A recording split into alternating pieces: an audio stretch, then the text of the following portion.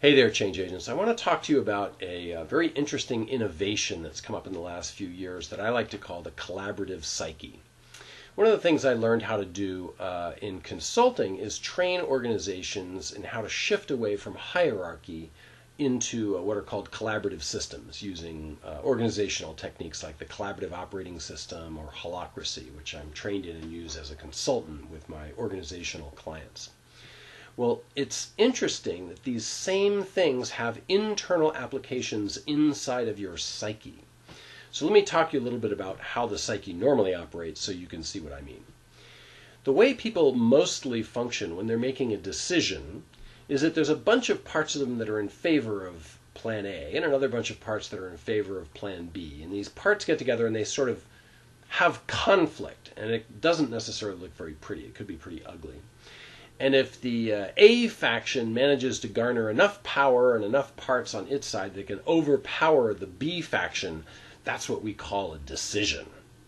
And you can feel this about the really big decisions in your life, because when you're deciding to get married or divorced or change jobs or move to another country or have a kid or something like that, usually even after you've, in theory, decided what you're going to do, there's all kinds of second thoughts going on and resistance and self-sabotage and stuff like that. Well, that's the minority parts that lost the battle, who still don't agree with the decision and are still fighting back trying to get their way. So, frankly, it's a wonder we can get anything done with the degree of internal misalignment that we're accustomed to operating with. But that's the deal. That's how it typically works. Well, all this is really unconscious. There's just this wrestling match going on between these different parts inside of our mind. Well, one of the things that happens when we start to get conscious is we start to hear these voices more, and we can talk to these parts and have them surface and speak their mind and say their point of view and all this. And now it gets, if anything, messier at first.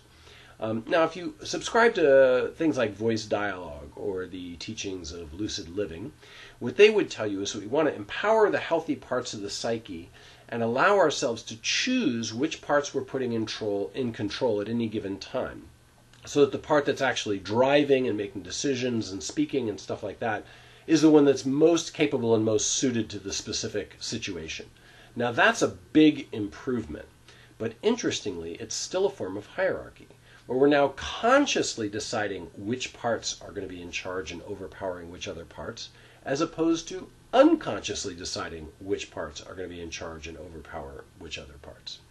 It's an improvement, to be sure, but I've adopted something slightly different, which is taking these collaborative systems, particularly the collaborative operating system created by Rachel Connerly, and applying it inside of my mind. I've created a different configuration in myself and a number of my clients, where now all of the parts are working in collaboration, and they're all aligned around me and my purpose and what I'm doing. And if any one of them doesn't like what's going on, it can raise its hand, object, and then the parts will work together to sort that out.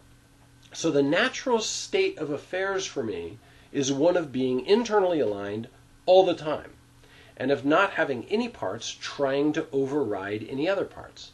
Now, this is so radical that most people don't even believe it's possible. People are so accustomed to internal conflict that the idea of unanimity seems like an impossible dream to them, especially if you understand that there are hundreds or perhaps thousands of parts in your psyche. Turns out there are some simple techniques you can use. One, to help find the higher purpose of a part. Two, to transform the part so that it's more flexible, more collaborative, and more aligned with its purpose and yours.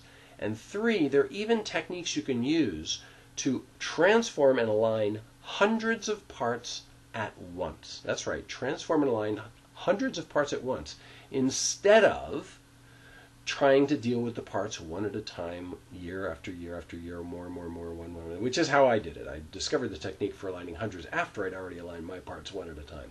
Fortunately, you can learn how to align all of your parts at once without having to do them one at a time the way I did, because now this technique exists and it's available for your use. And as a messenger or change agent, I think this collaborative psyche, in which the parts are unanimously in favor of manifesting your purpose, is a far better representation of the new world that we're trying to create than the usual conflict-oriented psyche, in which we're just trying to help some parts overpower other parts. To me, that seems very hierarchical and old paradigm. And I got to tell you, I'm in the minority on this one because most people don't even believe that this is possible.